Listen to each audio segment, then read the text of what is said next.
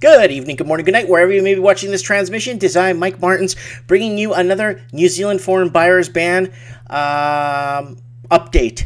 Now, remember a year ago we were talking about this? It's been over a year we've been talking about this. They implemented it into law until the new government was voted in. And once the new government was voted in, their platform was housing affordability and making housing affordable for others. The middle class is disappearing. New Zealand, a lot of people sleeping rough, a lot of people being put up in hotels. It's disgusting. Thousands of people sleeping in their cars in New Zealand, and it's disgusting. Anyway, so New Zealand got fed up with it. They voted in Jacinta, the new president or prime minister there, and she promised a ban on foreign buyers. A lot of people were pointing the finger at foreign investing. So for example, I just can't walk into New Zealand and buy a house because I feel like I think it's a good idea to buy myself a house there. It'd be nice, but I shouldn't just walk into New Zealand and buy a house. I mean, there's got to be some sort of stability or some sort of a restriction on people going, because there's a lot of countries we can't. I mean, there's a lot of countries I cannot buy a house in, because I'm considered a foreigner or an outsider. I walk into another country, laugh at me out of the building like, you can't buy in here. Anyways, Auckland house sales slump 20% as the foreign buyer ban hits the market. So this is a newer article, and it's very informative. So let's see what it says here. I hope there's no damn music on this thing, so they don't flag my video. Yeah, it's one of those Auckland house sales slumped 20% in December. Westpac pointing the finger at the government's ban on foreign buyers, saying that the effect was felt immediately. Good. Who does the country belong to? The ban came into effect in October and aimed to prevent wealthy overseas buyers from competing for homes from the locals. Locals can't compete with that. Real Estate Institute data shows 13% of annual fall in national house sale numbers from December 2017. So they got the one year look at it, and it's looking good for New Zealand right now. And New Zealand belongs to the New Zealanders, period. It belongs to the people that live there. It belongs to the people that built the country. It belongs to the Aboriginals. It belongs to the the forefathers, the New Zealand forefathers, the founding fathers, right? Mind you, between me and you and this whole internet thing, they won't tell you this, but the Portuguese were there first. Portuguese spent 300 years longer in Asia than any other European nation. But we're not going to get into that right now. That's another debate for another day. Auckland house sales slumped by 20% last month as the effects of the government's ban on foreign buyers hit the market, a major bank says. Good! And the major bank's under pressure by the over in Australia, by the what do you call it?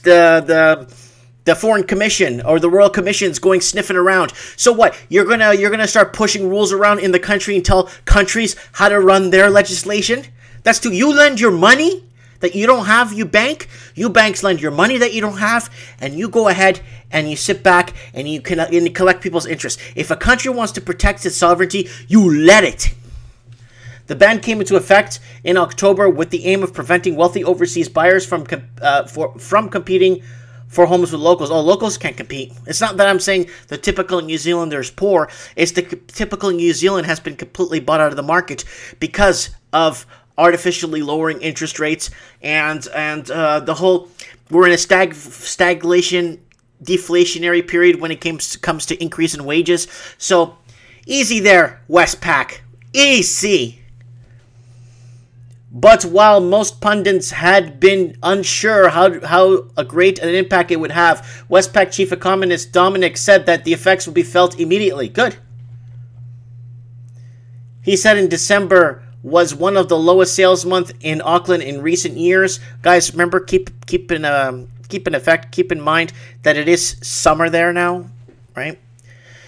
While the Real Estate Institute of New Zealand said house sales across the country fell to their lowest levels in 7 years. Woo! Evidence the foreign buyers' ban fingerprints were behind the slump came from the fact that the greatest drop-off in sales happened in Auckland, where foreign buyers had earlier been most effective, Stevens said.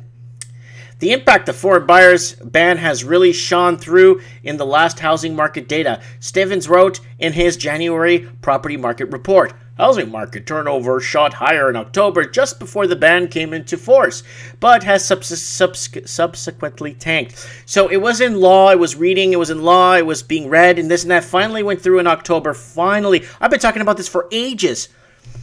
His comments came as speculation mounts. Auckland and New Zealand houses prices may follow those across the ditch in Sydney and Melbourne and take a drop. But you know what?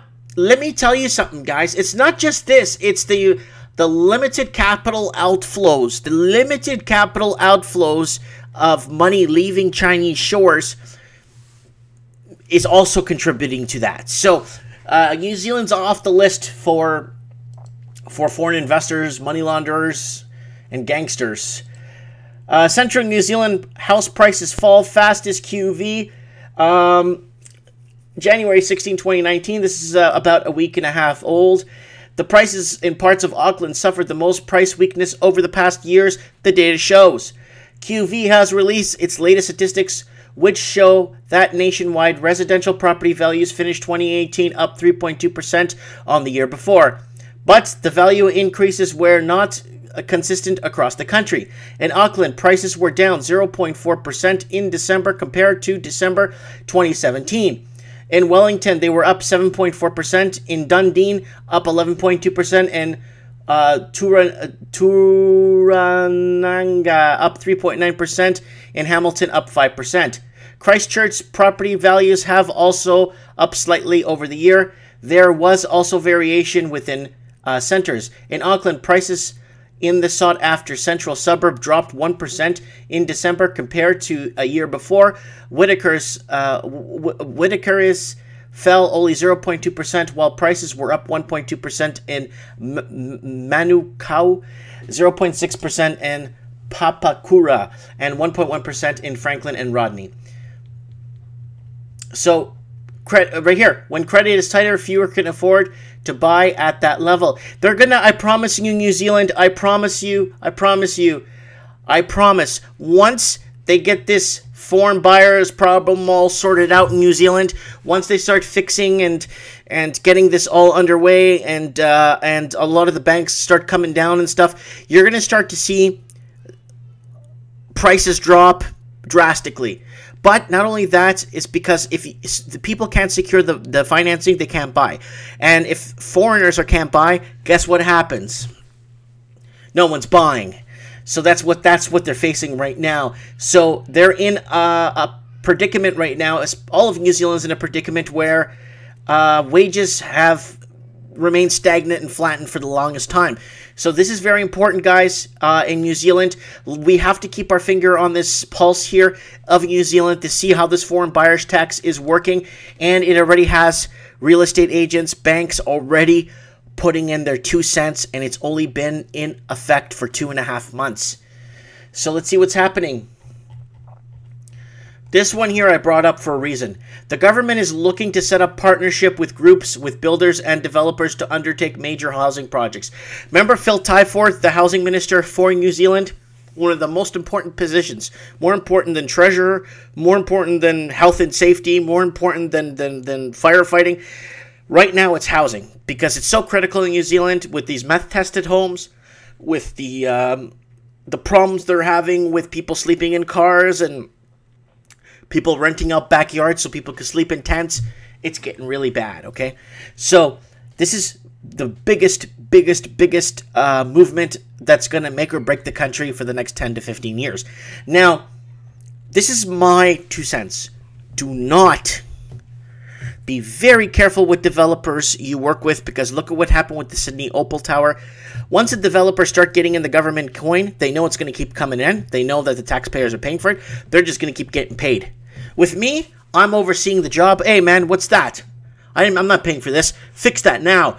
Different when it's government and they're working with developers and stuff. Developers know money is going to be coming in nice and smooth. It's going to be flowing in nicely, and they're going to start cutting corners just like they did. Well, Opal Tower wasn't a government project, but you know what I'm trying to say. There's a lot of other other companies out there, and greed and the almighty dollar is the number one target on everyone's mind. Nobody cares anymore about the family. Nobody cares anymore. It's all about the money. And I mean, did I miss the memo that when we pass on, we take the money with us to the next life? Because I missed that memo. Because I couldn't care less how much I have when I die, as long as, you know, as long as I'm happy. You know, I don't know. I'm going to get to that on Mike in the Night. We're not going to talk about this tonight. So, a wholly owned development subsidiary of Housing New Zealand is advertising for builders and developers to become involved in several major Auckland housing projects. One, this is what I propose. One, I propose that any company contracted, construction company that gets contracted by this by the country of New or the city of Auckland, for example, or Welland, must be in business minimum 5 years, must show track records, must show payroll remittances, must show its corporate tax returns every single year without missing a hiccup. Second, to make sure that they make a contract that the companies that do sign up with the government don't file for bankruptcy after all the projects are done. Because once the projects are done, company goes insolvent and then disappears, and then they're going to start finding problems in these houses, and they can't track down the people who built them to find out what's wrong or what materials they used, because they're gone like the wind. They need to make some sort of a city must make a contract with the contractor stating you cannot file for bankruptcy within 5 years of the last project completion or 10 years. You must keep the company solvent. There's no way they're going to make $100, $200, $300, $400 million and then they go insolvent 3 months after the last project. No way. So those are things that they need to keep in mind. They're looking to provide 50,000 homes in the next 15 to 20 years. I'm all for affordable housing, but I'm more for good paying jobs. Give people good paying jobs, then they don't have to jump into affordable housing. Now, with the amount of empty homes in New Zealand that are going to be thrown on the market, I think with these extra homes on the market, it's going to be a buyer's paradise in the next 10 to 15 months. Anyways, guys, if you want to add me on Skype and you're from New Zealand, my Skype is Mike Martins 1980, Mike, M-I-K-E-M-A-R-T-I-N-S 1980. And if you want to leave a tip in my tip jar, please do so and support the transmission. It really means a lot to me. Thank you so much for watching. If you're down under in New Zealand, a big hug to all my supporters and friends down there. God bless.